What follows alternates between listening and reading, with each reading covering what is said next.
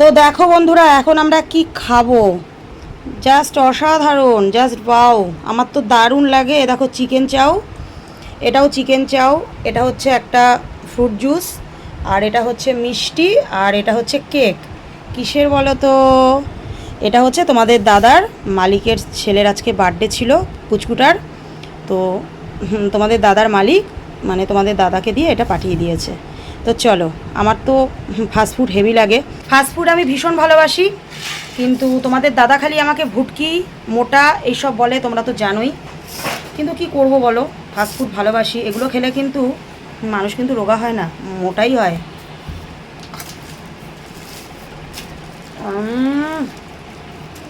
দারুণ। আর এদিকে দেখো, এটা হচ্ছে মোমো।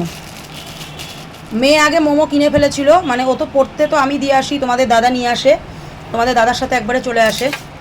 তো কি খাবে, আসার সময় মোমো নিয়ে এসেছিলো, আগে কিনে ফেলেছিল মোমোটা, তারপরে এই খাবারগুলো দিয়েছে।